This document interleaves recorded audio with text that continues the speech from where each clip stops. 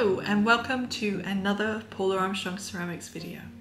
So for this video I'm going to make a cute little plant pot, and the reason for this is I have a little succulent plant that is gotten far too big for the pot that it's in. So I want to make it a nice big pot, or at least a bigger pot that's more suited to the size of the plant and give it a bit of space to get even bigger, and repot this one. So rather than going out and buying a pot, I thought I would make my own. I hope you enjoy. I'm going to start making this plant pot. Making sure that I make allowances for shrinkage in the clay. So I want this to be bigger than I want the final piece to end up. Now I know my clay shrinks about 10%, so I don't want it massively bigger, but I think this will be a good size for our next size up pot. And I'm just going to take it out of the clay on this top edge, because then I still have this full width to be working from. And I'm just going to pop it on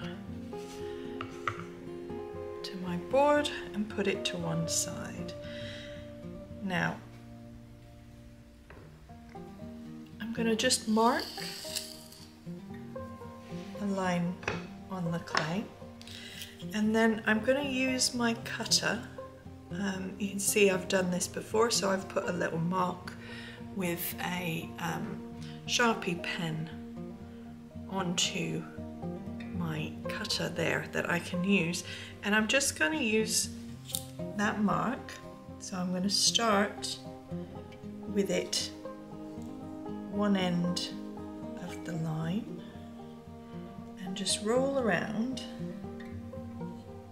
till I come back to that point. So I know now I absolutely have more than enough clay for doing this. Now I'm just making a cylinder shape, so I'm just going to work with straight sides.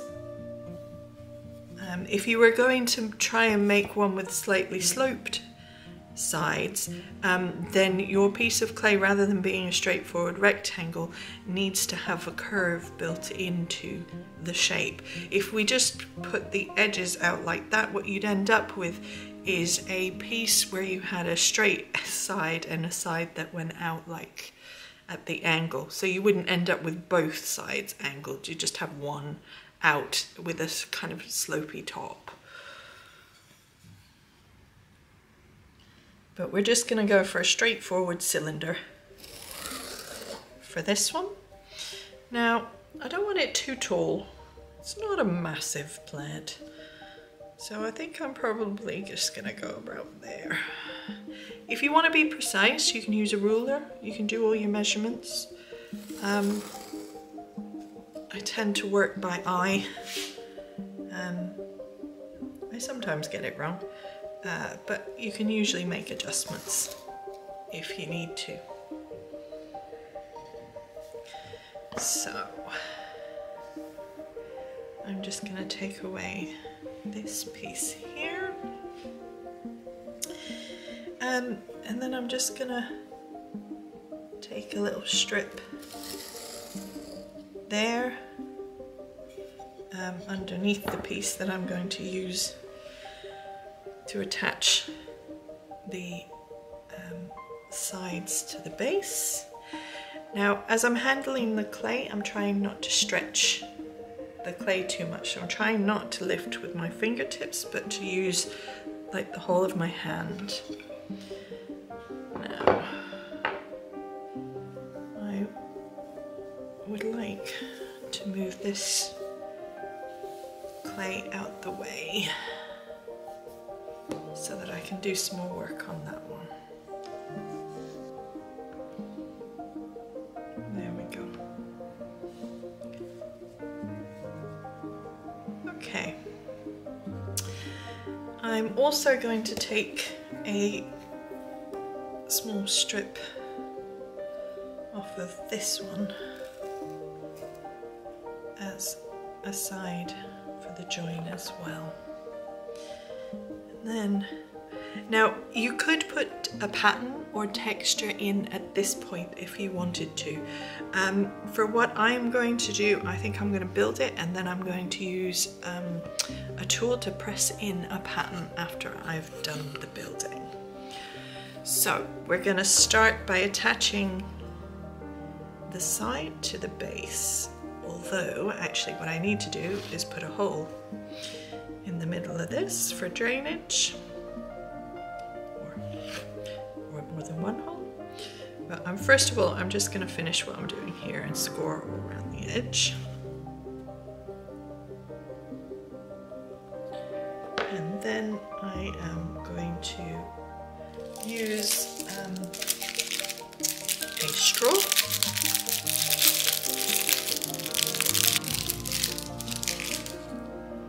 And just put some drainage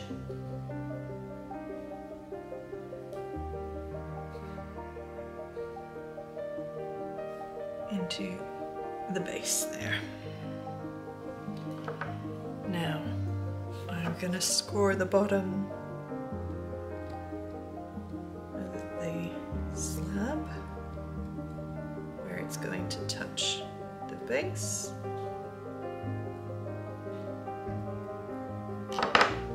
And then some slip.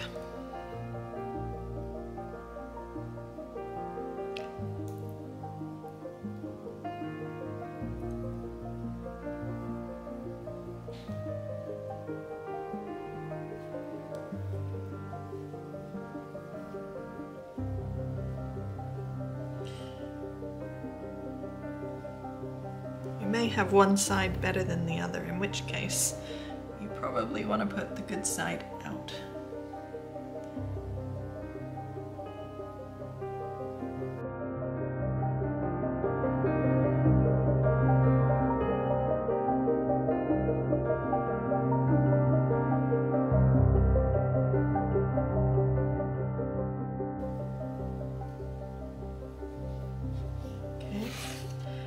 Now, where the two sides meet, I'm just going to overlap the two sides. And then I'm going to trim through both. Not all the way to the bottom because I don't want to cut through the base. Take away the extra there, score,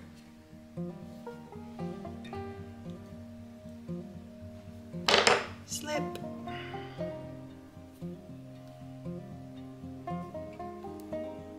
and pop them together. They should line up because we've just cut through both. They should line up quite nicely.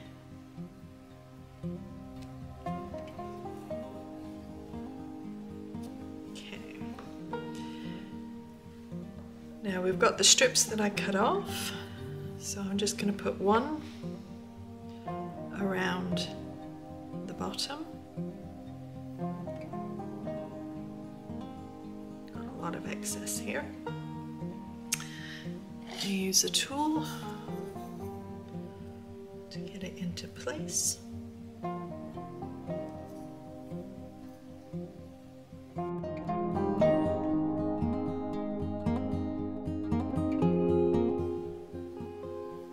then get rid of the excess.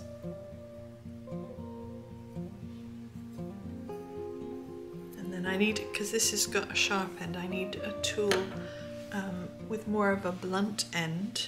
I quite often use the other end of my knife. And I'm just gonna blend that little strip in so that I've got a bit of a rounded corner on the bottom, so it's no longer a 90-degree angle corner but just a nice rounded shape. I'll do that all the way around. I'm being careful not to fill in the holes that I made for drainage.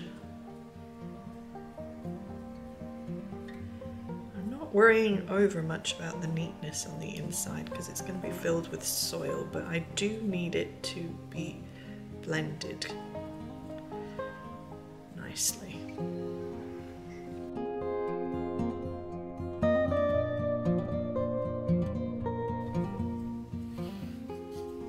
The little extra strips just help reinforce the join, which should mean we're less likely to get any kind of cracking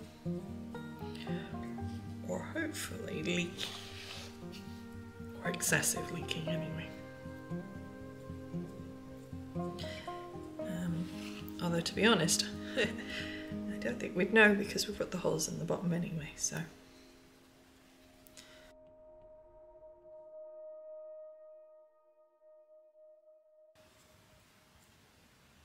Okay, now I did cut a strip for the inside of that piece, but I don't want anything too thick, so I'm gonna thin it down a little.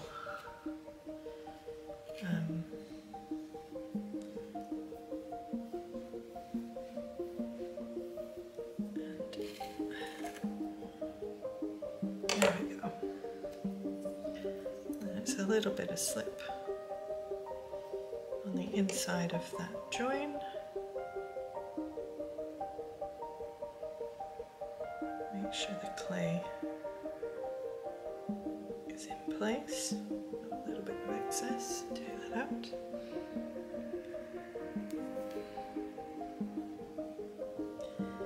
And then I'm just gonna blend one side of the strip, then the other side of the strip.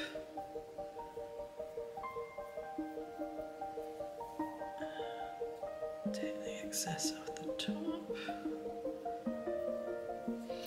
And then I'm going to make sure the join itself is together.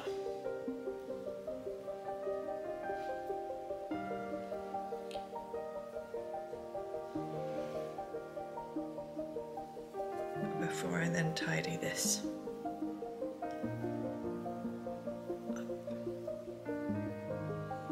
Okay.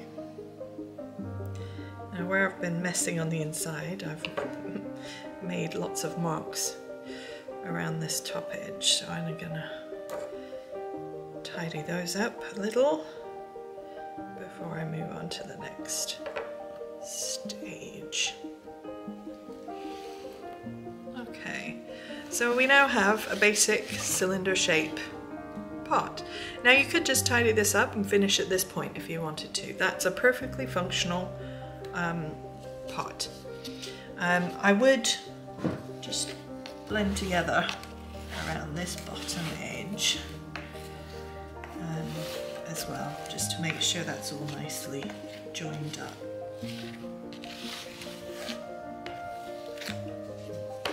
There we go.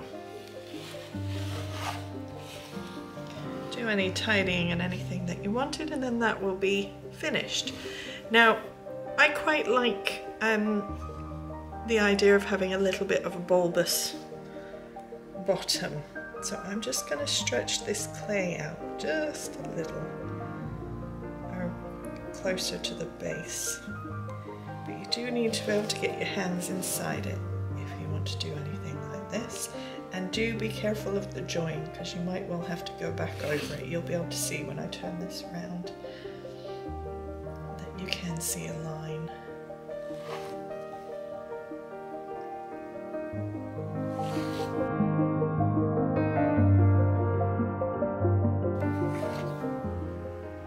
I'm just pushing with, you can see which part of my finger there. I've got some nails, so I'm trying to keep my nails out the way while I'm doing this. you keep going until you've got it as much as you want. Like I want it quite subtle, I think. So I'm going to stop at that point. You can see the line where the join was, so I'm just going to blend that back together. Cutting my knife off so I'm not putting marks in.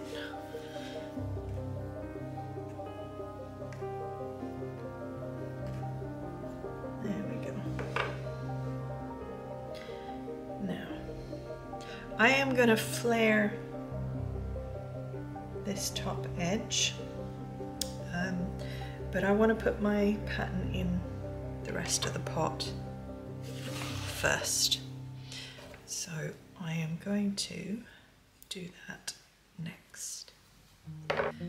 Okay, so I'm going to use a wooden tool that is basically a piece of wood that has been cut to different stamps on the shapes at the end. So I'm going to use this to press in to make a pattern on the side of the pot.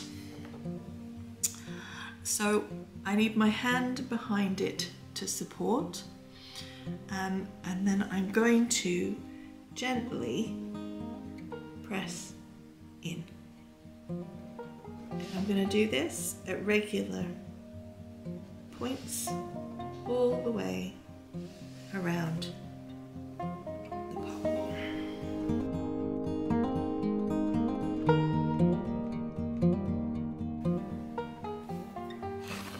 Now the slab I started with was quite thick, which means I can do this reasonably deep.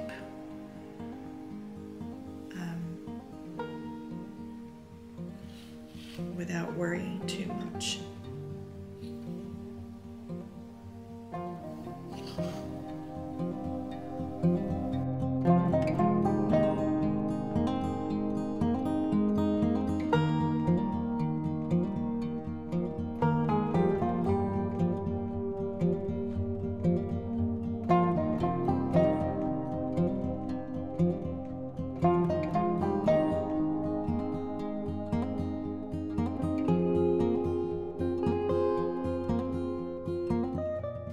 Okay, quite like that for the texture with a plain section at the top. So now I'm just going to gently pinch and flare this top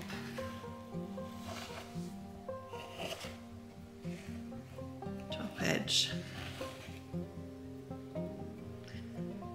So I'll do the pinch to start with, and then I gently pull around. So I hold one side and then stroke with a pinch between my index finger and thumb.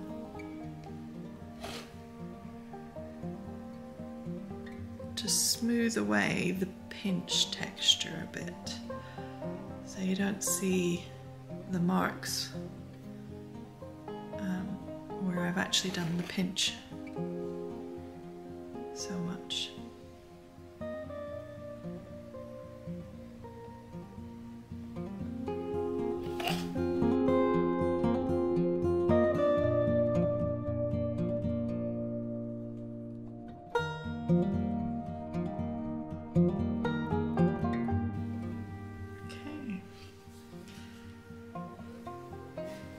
The last thing for me is my maker's mark. So I just take a little bit of clay, stamp my initials in, and then pop a bit of slip on the side.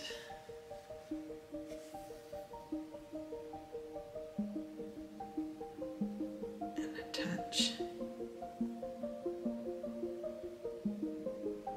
And there we go.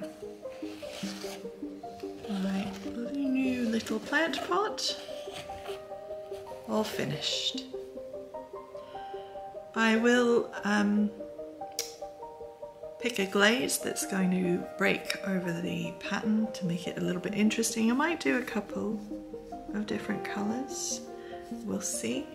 I will go over, before it goes in for the bisque firing, I will go over with a damp sponge to do any tidy up that might be necessary, particularly on the edges of this texture here. And yeah, and then it'll be down to the glazing and it will be all finished.